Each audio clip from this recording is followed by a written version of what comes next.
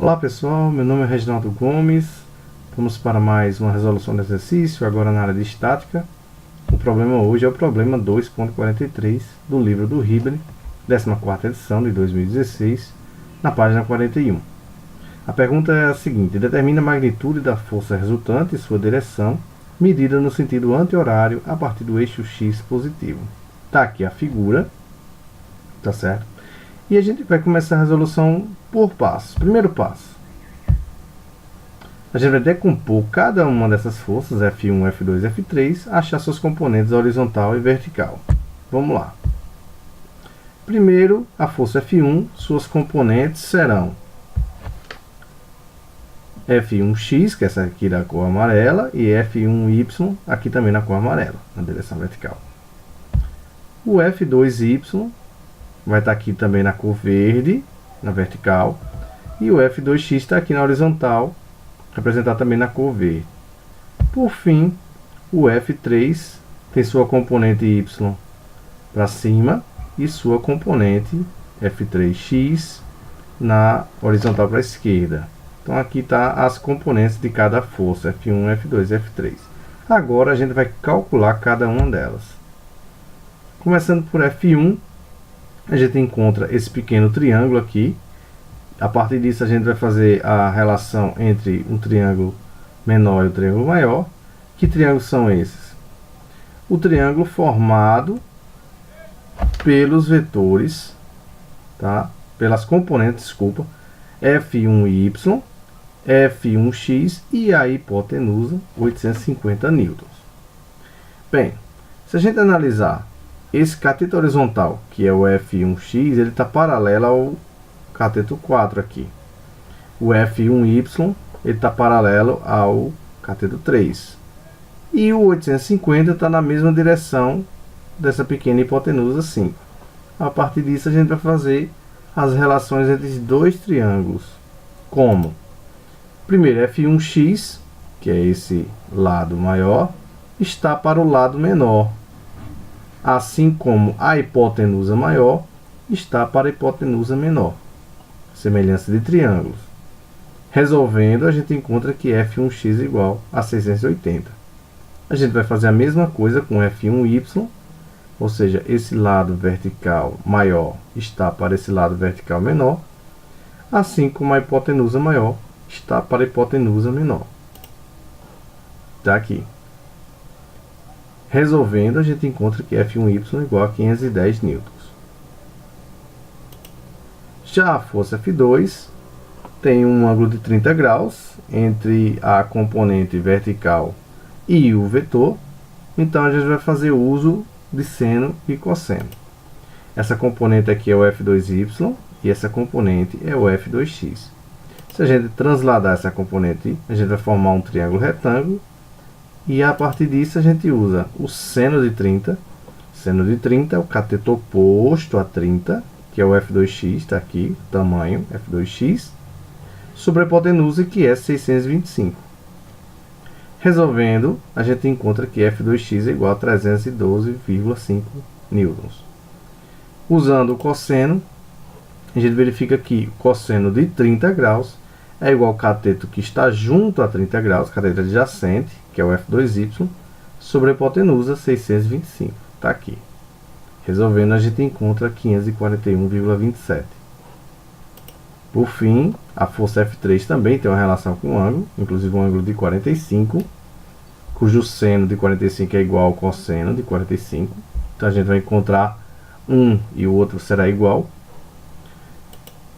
Aqui a gente tem o F3y, que é a componente vertical, e aqui o F3x, que é a componente horizontal.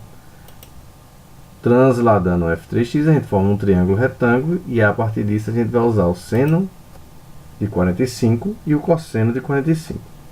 Seno de 45 é igual ao cateto oposto a 45 graus, que é o F3x, que a gente transladou para cá, esse tamanho, F3x sobre a hipotenusa, que é 750. Está aqui. Resolvendo isso, a gente encontra 530,33. O cosseno de 45 vai ser igual, tá certo? A hipotenusa é a mesma, então a gente encontra o F3y o mesmo valor, 530,33. A partir disso, a gente agora vai organizar esses resultados. Como? Primeiro o F1. O F1 tem suas componentes horizontal 680 e vertical 510. Está aqui o F1x 680 e o F1y 510. E aí a gente coloca o sinalzinho negativo porque o vetor ele está na direção negativa do eixo y. O eixo y ele é orientado positivamente para cima, porém essa componente F1y ela está para baixo. Então a gente coloca o sinalzinho negativo aqui para dizer que o vetor está para baixo. Já na força F2 a gente tem o F2x que está aqui e o F2y que está aqui para baixo. A gente já percebe que a gente vai ter que adicionar o sinal negativo nos dois. Vai ter que colocar o sinal negativo nos dois. Tá? O F2 a gente encontrou 312,5. Como o F2 está no sentido negativo do eixo x, a gente coloca o sinalzinho negativo aqui. Mesma coisa acontece com o F2y. Coloca o sinalzinho negativo aqui. O F3 tem a componente F3y vertical para cima e F3x horizontal para a esquerda, ou seja, orientado negativamente em relação a x. Então a gente vai colocar um sinalzinho negativo em F3x. Está aqui, sinalzinho negativo. Os valores a gente encontrou anteriormente, a gente está só colocando os sinais de acordo com a orientação do vetor. Por fim, a gente vai ter uma resultante no eixo x, que é a soma algébrica desses valores aqui. Então, se eu somar 680 mais menos 312,5 mais menos 530,33, a gente encontra esse valor aqui. A mesma coisa acontece com y. Se eu somar todos esses valores, a gente vai encontrar menos 521,27. Então, esse é o vetor resultante na direção x e esse é o vetor resultante na direção y. Se eu quiser representar esse vetor, ele vai ter esse tamanho, 162,83, no sentido negativo do eixo x. O sinal negativo quer dizer que ele está no sentido orientado negativamente do eixo. Mesma coisa acontece com y. O sinalzinho negativo corresponde à orientação negativa do eixo y aqui. Se eu pegar a mesma figura e agora adicionar os vetores resultantes, a gente vai ter 162,83 no sentido negativo de x e vai ter menos 521,27 no sentido negativo de y. Tá certo? O negativo quer dizer o sentido contrário à orientação do eixo. A partir desse vetor, a gente vai encontrar o módulo. Tá certo? Tá aqui a representação da resultante de x, a resultante de y, e a resultante final vai ser a hipotenusa desse triângulo retângulo, que é a raiz quadrada da soma dos quadrados dos catetos.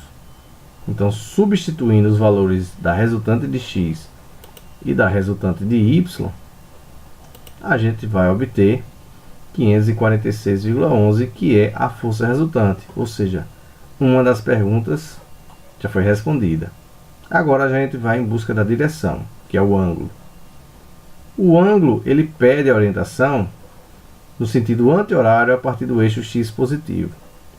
Então, primeiro a gente vai adotar um lado aqui para orientação do ângulo, que eu peguei aqui entre a hipotenusa e a componente x, chamei de alfa. Eu posso usar as relações seno, cosseno, tangente. Tá? Eu escolhi tangente, que é o cateto oposto ao ângulo dividido pelo cateto adjacente. O cateto oposto ao ângulo alfa é esse tamanho aqui. Esse tamanho é o FRY, ou seja, a resultante na direção y, que a gente já obteve aqui, 521,27. Eu não entro com valor negativo aqui, porque o negativo só me indica o sentido. Eu sei que ele é para baixo. O que eu estou querendo saber agora é o ângulo. Então eu estou medindo tamanho aqui. Tá certo? Então o valor ele entra aqui na equação positiva, ele entra em módulo. Então 521,27 dividido pelo cateto adjacente, que é a resultante de x, tá? 162,83. Então, resolvendo isso aqui, a gente vai encontrar um ângulo de 72,7. Tá certo? Você vai dividir isso aqui e vai, na sua calculadora, utilizar o arco tangente de alfa para achar o ângulo alfa. Você vai encontrar aproximadamente 72,7 graus. Como ele quer o ângulo orientado no sentido anti-horário a partir do eixo x, então eu tenho que considerar o eixo x começando aqui até chegar no vetor. Ou seja, esse ângulo beta aqui. Esse ângulo beta nada mais é do que 180 graus mais o ângulo alfa que a gente achou. Então 180 graus mais o ângulo alfa que a gente achou corresponde a 252,7 graus. Ok? Então daí a gente respondeu o problema com a sua força resultante e a direção medida no sentido anti-horário a partir do eixo x positivo. Tá certo? Obrigado, curtam a nossa página e acompanhem as próximas resoluções. Abraço.